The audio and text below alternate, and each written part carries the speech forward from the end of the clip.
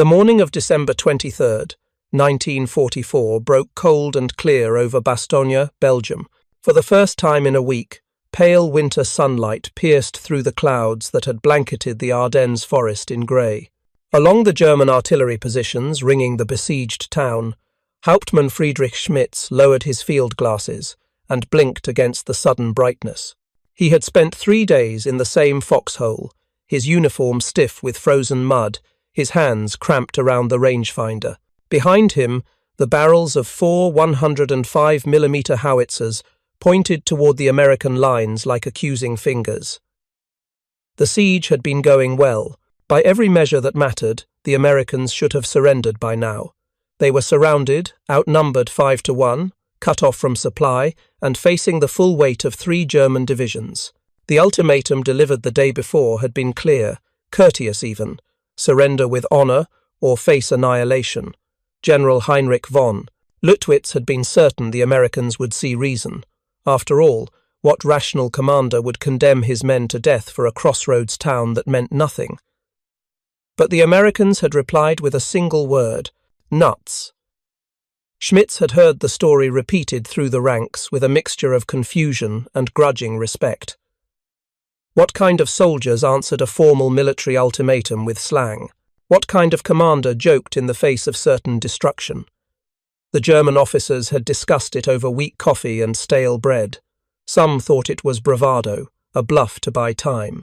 Others wondered if the Americans simply didn't understand how desperate their situation truly was.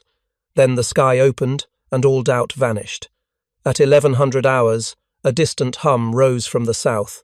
Schmitz heard it before he saw anything, a deep mechanical drone that grew louder with each passing second. He raised his field glasses and scanned the horizon. What he saw made his breath catch in his throat.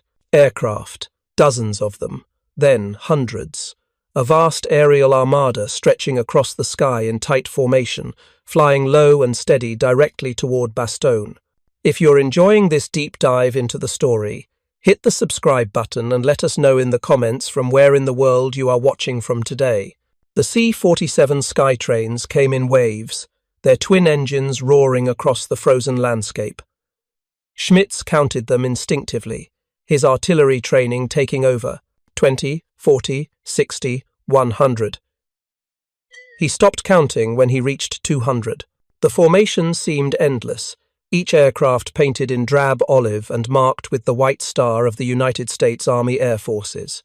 They flew at 1,500 feet, low enough that he could see the side doors sliding open, low enough that he could watch the first parachutes blossom like flowers against the pale sky. Red, yellow, blue, and white canopies filled the air above Bastogne. They drifted down in graceful spirals, each one carrying supplies that would keep the Americans fighting. Schmitz watched in stunned silence as crate after crate descended into the perimeter. Ammunition, food, medical supplies, everything the defenders needed to hold out indefinitely. The artillery battery around him had fallen quiet. No one spoke, no one moved. They simply stood and watched as the greatest aerial resupply operation in military history unfolded before their eyes. The anti-aircraft guns remained silent.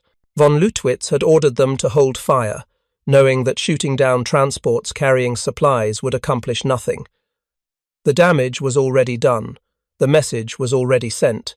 America had the industrial capacity, the logistical reach, and the sheer determination to resupply an entire division surrounded deep behind enemy lines in the middle of winter. It was something the Wehrmacht could never have done, something the German High Command had never imagined possible. Oberleutnant Hans Weber stood beside Schmitz, his face pale beneath the grime and stubble. He had fought in Russia, survived Stalingrad, and seen the tide turn against Germany on a dozen frozen battlefields. But this, he said quietly, was different. "They're not just resupplying them," Weber murmured.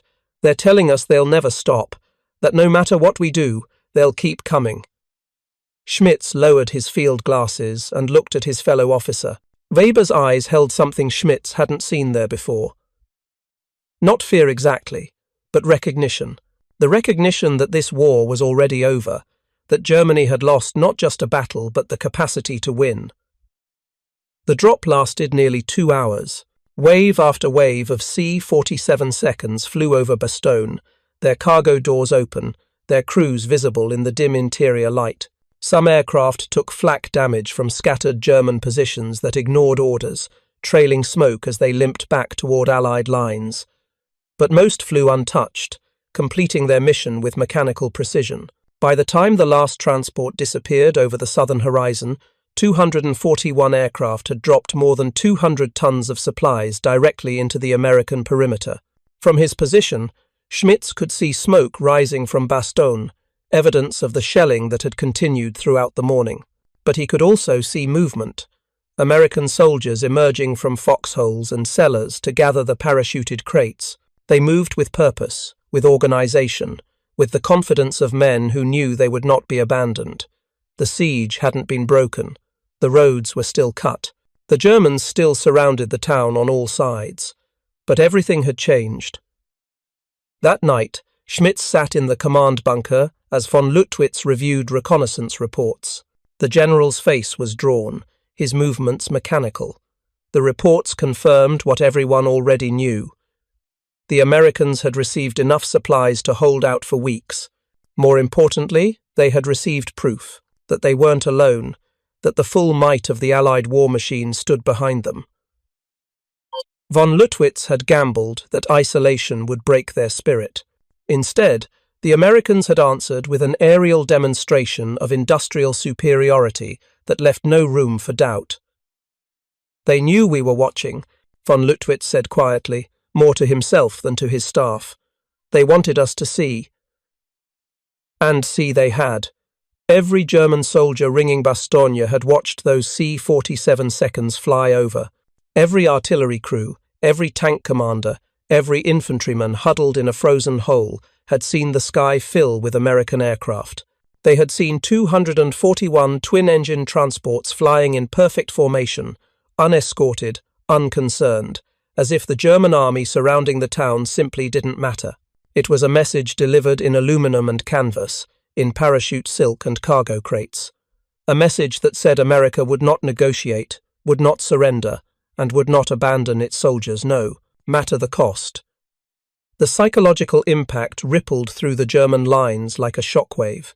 Men who had fought since 1939, who had conquered Poland and France and swept across Russia, now faced an enemy that seemed unlimited in its resources and unshakable in its resolve. The context of that moment, the full weight of what those C-47s represented, could only be understood against the backdrop of how the war had reached this point. 6 days earlier, on December 16th, Adolf Hitler had launched Operation Wacht am Rhein, Watch on the Rhine, his final desperate gamble to turn the tide of the war. The plan was audacious: drive 200,000 troops and nearly 1,000 tanks through the Ardennes forest, split the Allied line in half, and capture the vital port of Antwerp. If successful, it would isolate British and Canadian forces in the north, force the Western Allies to negotiate, and buy Germany time to develop new weapons that might stave off defeat. The attack had initially succeeded beyond expectation. German forces struck through fog and snow, catching thinly spread American units completely by surprise. Entire regiments were overrun. Towns fell in hours. Panic spread through Allied headquarters as the realization set in that this was no spoiling attack, but a full-scale offensive. The German advance created a bulge in the Allied line, a salient that drove 50 miles deep into American-held territory. It was the largest and bloodiest battle fought by the United States in World War II, and in those first chaotic days, it seemed Germany might actually succeed. But the plan required speed. Every hour mattered. Every road junction, every bridge, every crossroads town had to fall quickly, or the offensive would stall. That's where Bastogne came in. The town sat at the intersection of 7 major roads, each one radiating out like spokes on a wheel. Whoever controlled Bastogne controlled movement across the entire southern sector of the battlefield. Von Lüttwitz understood this perfectly. His orders were clear: take Bastogne immediately. Without it, the entire offensive was doomed. The Americans defending Bastogne were an improvised force thrown together in haste. The 101st Airborne Division, veterans of Normandy and Operation Market Garden, had been resting in France when the German attack began. General Dwight Eisenhower made a snap decision. Send the 101st to Bastogne. Hold the town at all costs. They went without hesitation, climbing into open trucks on the night of December 17th and driving through freezing rain toward the sound of distant artillery. They arrived on December 19th, just hours before the German encirclement closed. Brigadier General Anthony McAuliffe took command. He was a quiet, practical artilleryman, not famous, not particularly charismatic, but his men trusted him absolutely.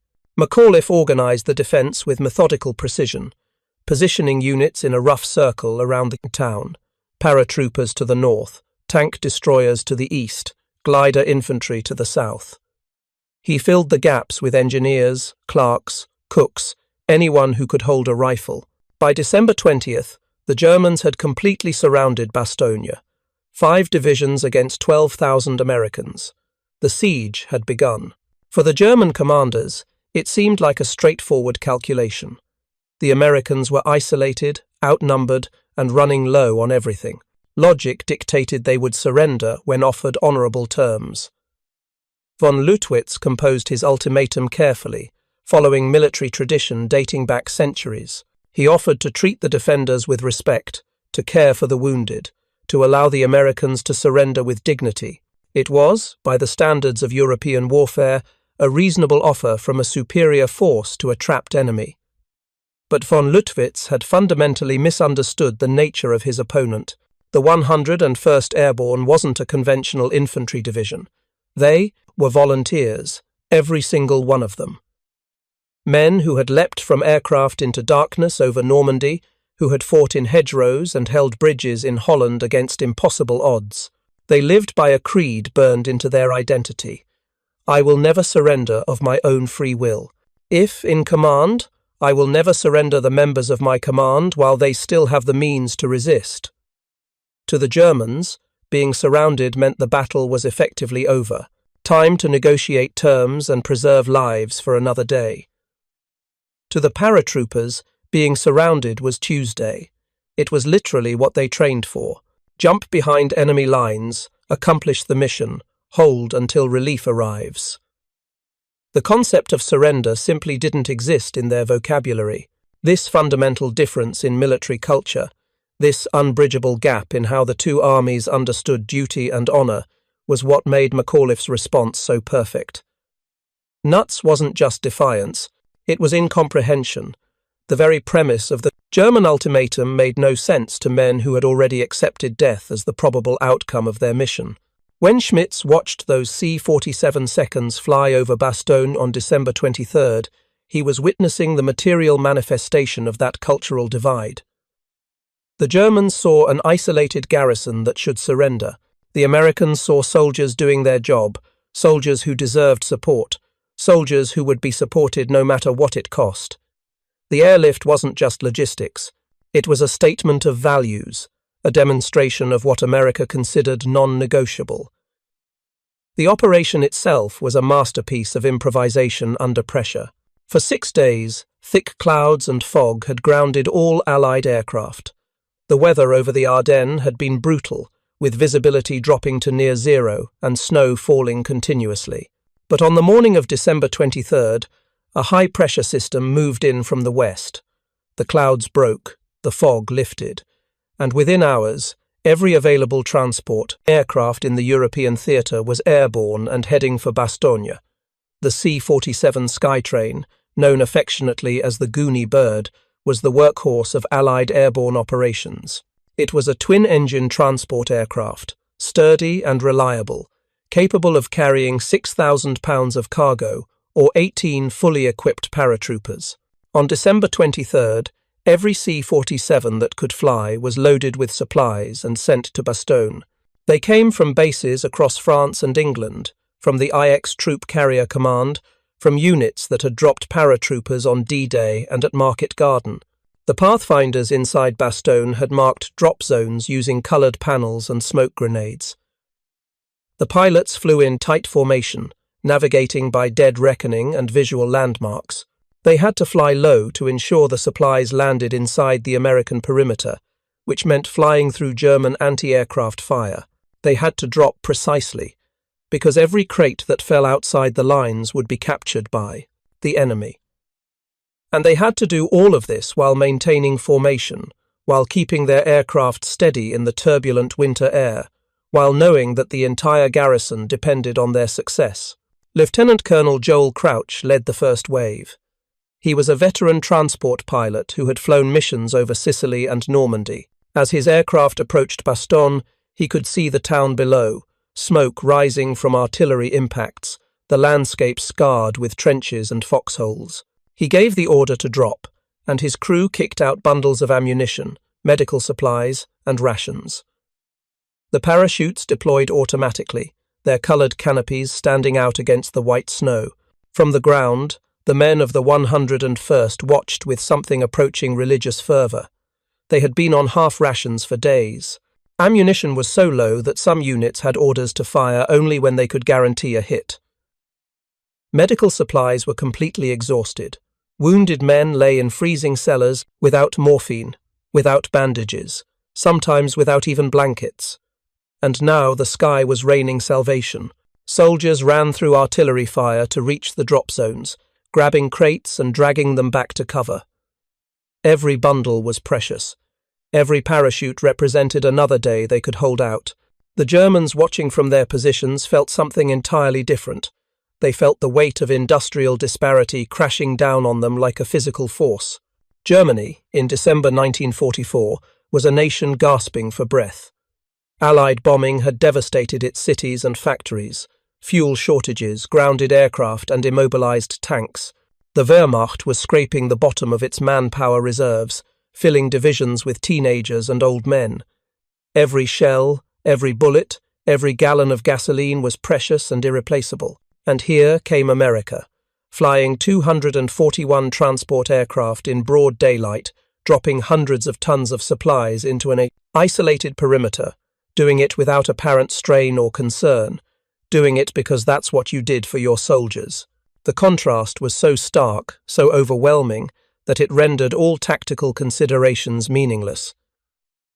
What did it matter if the Germans held the roads when the Americans controlled the sky? What did it matter if von Lüttwitz had numerical superiority when his enemy could be resupplied by air indefinitely? Oberst Ernst Kokott commanded the 26th Volksgrenadier Division, one of the 3 divisions encircling Bastogne. He was a professional soldier, a veteran of the Eastern Front, who had learned the hard way what happened when you underestimated your enemy. On the afternoon of December 23rd, he stood in his command post watching the aerial resupply through his binoculars, and he knew with absolute certainty that the offensive had failed. Not because Bastogne couldn't still be taken. The town could theoretically be stormed, though at horrific cost. Not because the Americans had more men or better positions. The Germans still held numerical and tactical advantages. No, Kokott knew the offensive had failed because of what those C-47 seconds represented. They represented an enemy that could not be worn down, could not be isolated, could not be made to despair. An enemy whose factories produced aircraft faster than Germany could shoot them down, whose supply lines stretched unbroken from American shores to Belgian foxholes. He turned to his operations officer, a major who had fought in France in 1940. "Do you remember what it was like then?" Kokott asked quietly. "When we were the ones with air superiority, when our supplies came on schedule and our tanks had fuel?" The major nodded slowly. "We thought we were invincible," he said. Kokott gestured toward the sky where the last C-47 seconds were disappearing into the southern horizon. "Now they think they're invincible, and unlike us, they're right." The psychological impact of the airlift spread through the German ranks like poison. Soldiers who had believed victory was possible now began to question everything. If America could supply an entire division by air in the middle of winter, what else could they do? If they refused to abandon 12,000 men in a surrounded town, how could Germany ever make them negotiate? The certainty that had carried German soldiers through 5 years of war began to crack. That night, the temperature dropped to 15 degrees below freezing. Inside Bastogne, the Americans were distributing the supplies that had fallen from the sky. K-rations, ammunition boxes, medical kits, even mail from home. For the first time in days, the men ate a full meal.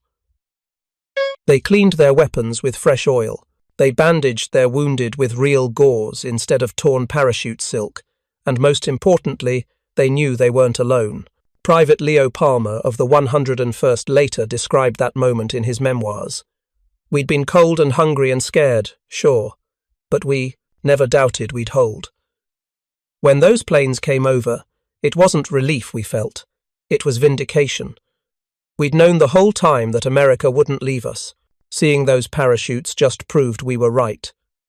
That confidence, that unshakable belief in the mission, was exactly what von Lüttwitz had failed to understand when he sent his surrender demand. The next day, Christmas Eve, brought even more air support. Fighter bombers from the 9th Air Force swarmed over the battlefield. P-47 Thunderbolts screamed down on German armor columns, their rockets and bombs turning Panthers and Tigers into burning wrecks. Medium bombers hit supply depots and railroad junctions behind German lines. The weather remained clear, and the Allies used every hour of daylight to pound German positions. For the first time since the offensive began, the Wehrmacht was on the defensive, reacting rather than attacking. Inside the German command structure, arguments broke out over what to do next. Hitler still demanded that Bastogne be taken immediately, regardless of cost. But the field commanders knew the truth. The town had become a fortress, reinforced daily from the air, defended by men who showed no sign of breaking. Every attack on Bastogne bled away troops and tanks needed for the drive toward Antwerp. Von Lüttwitz proposed bypassing the town entirely, leaving a screening force to contain it while the main thrust continued west. But it was too late.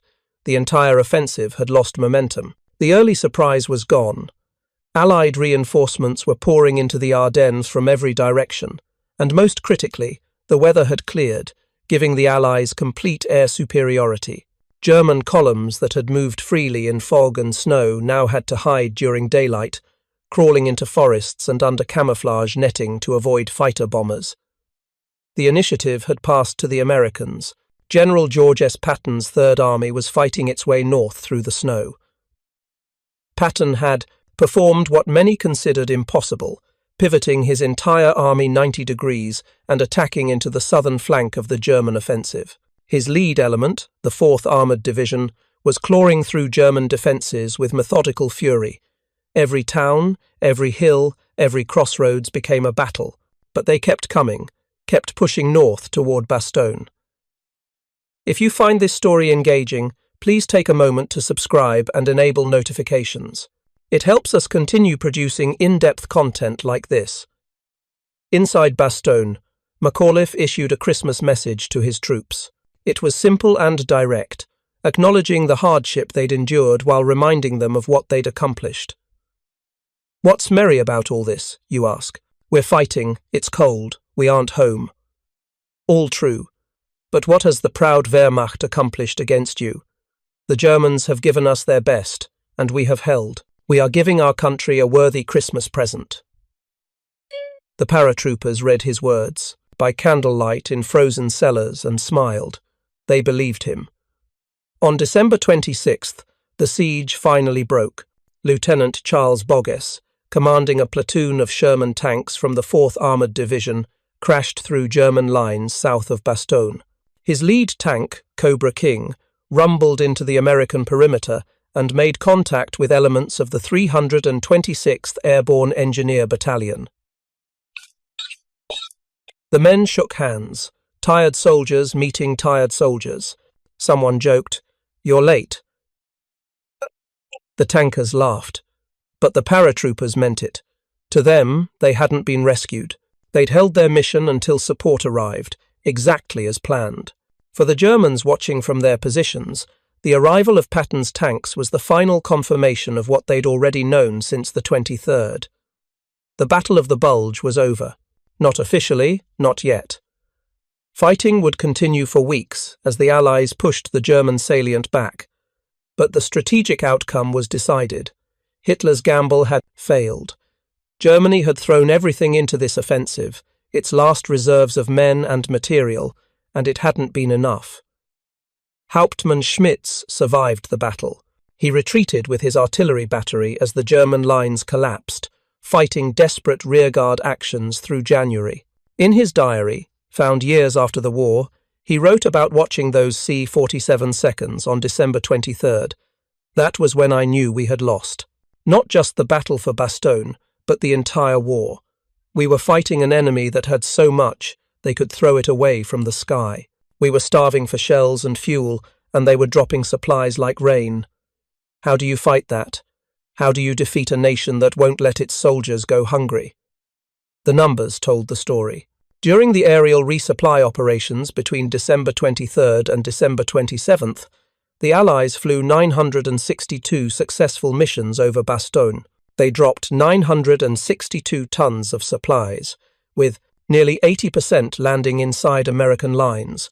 Only 19 aircraft were lost to ground fire. It was a logistical achievement that Germany simply couldn't match.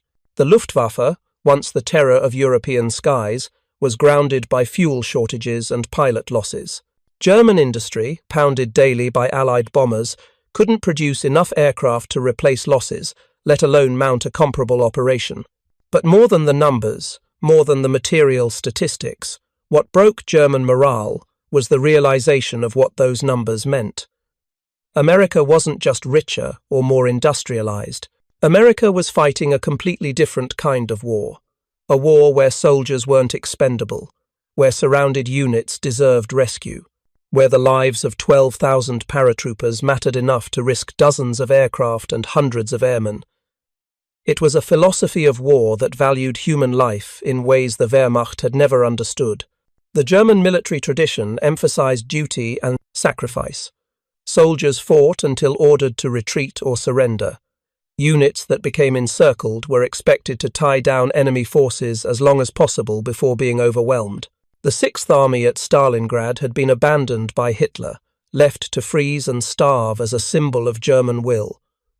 Over 200,000 men had died or been captured because retreating would have been dishonorable. That was the calculus von Lüttwitz understood when he sent his ultimatum: surrender with honor rather than die pointlessly. The Americans operated under entirely different assumptions. The 101st Airborne volunteered knowing they'd be deployed in the most dangerous missions, but they also knew, trusted absolutely, that America would move heaven and earth to support them. That airborne divisions jumped behind enemy lines not to die heroically, but to accomplish specific objectives, and that the full weight of American industrial and military power would back them up. McAuliffe's nuts wasn't defiance for the sake of it. It was confidence. Confidence that those C-47 seconds would come. Confidence that Patton would break through. Confidence that America kept its promises to its soldiers. When Schmitz and his fellow German soldiers watched that aerial armada fly over Bastogne, they were seeing the physical manifestation of American values. Every C-47 was a promise kept. Every parachute was proof that American lives mattered. Every ton of supplies was a rejection of the idea that soldiers could be abandoned for strategic reasons. It was overwhelming not just in its scale, but in what it represented. A nation wealthy enough, organized enough, and committed enough to its soldiers that it could sustain them indefinitely, even when surrounded by 5 enemy divisions. The contrast with Germany's situation couldn't have been starker. By December 1944, the German home front was collapsing. Cities lay in ruins from Allied bombing. Factories operated sporadically when they had power and raw materials. The civilian population faced starvation as food supplies dwindled. Women and children dug through rubble, looking for potatoes and firewood, and the army, the once invincible Wehrmacht, was a shadow of its former self. Divisions existed only on paper. Tanks sat immobilized for lack of fuel. Soldiers fought with captured weapons because German factories couldn't produce enough rifles. Yet here was America, flying nearly 1,000 transport missions in 5 days, dropping tons of supplies as if it cost nothing, as if they had unlimited everything. Because compared to Germany, they did. American factories were safe from bombing, running 3 shifts, producing aircraft, tanks, shells, uniforms, rations, every single thing an army needed. American farms fed not just the American military, but Allied forces across Europe. American shipyards launched vessels faster than Germany could sink them, and American soldiers, whether they knew it or not, carried with them the confidence of a nation at the peak of its industrial power. The siege of Bastogne ended officially on January 9, 1945, when the 101st Airborne was finally relieved from the line. They marched out not as rescued survivors, but as victors who had completed their mission exactly as ordered. Hold Bastogne. They had held it. The cost was terrible. Over 2,000 American casualties, hundreds dead, thousands wounded or crippled by frostbite. But they had denied the Germans the crossroads, stalled the offensive, and helped doom Hitler's last gamble. For the Germans, the failure at Bastogne became symbolic of the entire Battle of the Bulge. They had achieved surprise, thrown everything into the attack, and still fallen short. The Luftwaffe couldn't contest the skies. The army couldn't sustain an offensive without fuel and ammunition. And most devastatingly, the enemy refused to behave as expected. The Americans didn't panic. They didn't retreat. They didn't surrender when logic said they should. They just kept fighting, kept holding, kept believing that help would come because in their experience, it always did. In the months after Bastogne, as the Allies drove into Germany itself, stories of the airlift spread through both armies. For the Americans, it became legend, proof that no matter how desperate the situation, you didn't quit. Recruits heard about the 101st at Bastogne, about McAuliffe's nuts, about the sky filled with parachutes. They learned that being surrounded wasn't defeat, it was just another day in the airborne. That courage meant holding your position even when abandonment seemed certain. That faith in your country and your comrades wasn't naive, it was rational because America delivered. For the Germans, Bastogne became something darker, a symbol of futility, of fighting an enemy you couldn't outlast, couldn't outproduce, couldn't make surrender. Soldiers who had once believed in final victory now just hoped to survive. The certainty that had carried them through Poland, France, and into Russia evaporated in the winter cold of the Ardennes. If America could supply Bastogne from the air, what couldn't they do? If they refused to abandon 12,000 surrounded soldiers, how could they ever be defeated? Years after the war, historians would analyze the Battle of the Bulge in terms of tactics, logistics, and strategic decisions. They would debate whether Hitler's plan could ever have succeeded, whether the Germans had enough fuel to reach Antwerp, whether the weather had been the decisive factor. But for the men who were there, for the soldiers on both sides who watched those C-47 seconds fly over Bastogne on December 23rd, the analysis was simpler and more profound. They had witnessed 2 philosophies of war collide. One that saw soldiers as tools to be used and, if necessary, abandoned when they became trapped. Another that saw soldiers as citizens worth saving, regardless of cost. One that measured victory by territory gained and enemies destroyed. Another that measured success by promises kept and men brought home. And on that frozen battlefield in Belgium, with parachutes filling the sky and supplies raining down on desperate men, everyone watching knew which philosophy would prevail. Oberleutnant Weber, the veteran of Stalingrad who stood beside Schmitz that day, surrendered to American forces in April 1945. In his interrogation, when asked about Bastogne, he said something that Allied intelligence officers noted carefully. "We could have killed them all, you know. We had the artillery, the tanks, the men. But what would it have proven? You would just send more soldiers, drop more supplies, attack from another direction. We realized on December 23rd that we weren't fighting the 101st Airborne Division. We were fighting all of America, and you can't win that fight." He was right. The 241 C-47 seconds that flew over Bastogne weren't just aircraft. They were the visible edge of an entire industrial civilization mobilized for war. Behind each plane stood factories, workers, farmers, miners, engineers, all of them contributing to the war effort. Behind each parachute load of supplies stood a supply chain stretching from Belgian foxholes back across the Atlantic to American shores, and behind it all stood a democratic nation that had decided, collectively, that this war was worth fighting and its soldiers were worth saving. That was what von Lüttwitz had failed to understand when he sent his ultimatum. That was what Schmitz recognized when he watched the sky fill with aircraft. The Americans at Bastogne weren't trapped. They were exactly where they were supposed to be, doing exactly what they'd volunteered to do. And their nation, their vast, wealthy, impossibly productive nation, would support them until the mission was complete. Surrender was never an option because rescue was never in doubt. The legacy of that moment lived on long after Bastogne was liberated and the Battle of the Bulge became history. The 101st Airborne carried those 7 days with them like a sacred text. At jump school, instructors told the story of Bastogne to new recruits. They emphasized not the hardship, though that was real, but the certainty, the unshakable knowledge that America doesn't abandon its soldiers. That when you're surrounded and low on ammunition and freezing in a Belgian winter, you hold your position because relief is coming. Not might come, will come. McAuliffe's single-word reply, nuts, was inscribed on memorials and remembered at reunions. But the real memorial was the sky full of C-47 seconds that proved he was right to say it. That demonstrated to friend and enemy alike that American soldiers fought with the full backing of American industry, American logistics, and American determination. That no position was so isolated, no situation so desperate, that the United States would write and off its troops as lost. For the German soldiers who witnessed the airlift, it became the moment they knew the war was truly over.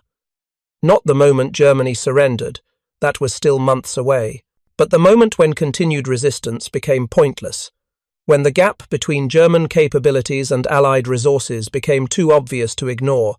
They had fought with courage, with skill, with determination, but courage couldn't manufacture fuel, skill couldn't conjure ammunition, determination couldn't fill empty bellies or warm frozen hands. The Americans at Bastogne had been just as cold, just as hungry, just as desperate. The difference was that America could fix those problems from 5,000 miles away, could load aircraft with supplies, fly them across an ocean and a continent, and drop them precisely where they were needed. Germany couldn't even supply troops fighting in its own territory. That disparity, that crushing realization of industrial inadequacy, did more to break German morale than any tactical defeat. In the final accounting, Bastogne cost the Germans their last offensive, their last chance to split the Allied advance and force negotiations. It cost them tanks they couldn't replace, fuel they couldn't spare, and most importantly, time they didn't have. The weeks spent battering against the American perimeter were weeks the Soviets used to prepare their final offensive in the east. By the time the Germans withdrew from the Ardennes in late January, the Red Army was poised to drive on Berlin. But beyond the strategic consequences, beyond the tactical lessons, Bastogne revealed something fundamental about how modern war would be fought. It demonstrated that industrial capacity, logistical reach, and the will to support your soldiers mattered as much as battlefield tactics, that wars were won not just by brave men in foxholes, though they were essential, but by workers in factories, by pilots flying supply runs, by the collective effort of entire nations mobilized for total war. When those 241 C-47 seconds flew over Bastogne on December 23rd, they carried more than supplies. They carried a message to 12,000 surrounded Americans. You are not alone. They carried a message to the German soldiers watching from their positions. You cannot win. And they carried a message to history, that America in 1944 possessed not just the industrial capacity to supply an airborne division by air, but the national will to do it, the confidence that it would work, and the conviction that its soldiers deserved nothing less. Hauptmann Schmitz watched those aircraft disappear into the southern sky, and he knew he was watching Germany's defeat written in contrails and parachute silk. The Americans would never surrender because they didn't have to. Because somewhere behind those front lines, beyond the range of German artillery, sat airports full of aircraft, warehouses full of supplies, and a nation fully committed to bringing its soldiers home. It was overwhelming. It was decisive. It was the moment when tactical considerations gave way to industrial reality, and so the siege of Bastogne became more than a battle. It became a symbol, on both sides, of what this war had always been about. A test not just of military skill, but of national will and industrial capacity. A contest between two visions of how wars should be fought and what soldiers deserved. And on that cold December morning, when the sky opened and the C-47 seconds came, the answer was written clearly for anyone with eyes to see. The Germans had expected the Americans to surrender when surrounded, because that's what rational soldiers did when the situation became hopeless. But the Americans never believed the situation was hopeless. They believed in their mission, in their commanders, and most of all, in the certainty that America would support them. And when those parachutes filled the sky above Bastogne, when supplies rained down on frozen soldiers who hadn't eaten a full meal in days, that belief was vindicated completely. Von Lüttwitz had offered honourable surrender. McAuliffe had replied with one word, but it was the 241 C-47 seconds that delivered the real answer. The answer that said, America fights differently, that American soldiers aren't abandoned. That industrial might and national will, properly directed, could sustain an isolated garrison indefinitely. That answer, delivered in the form of supplies dropped from the sky, was what truly defeated the German offensive at Bastogne. In the end, that's what the German artillery crews understood as they watched those aircraft fly over.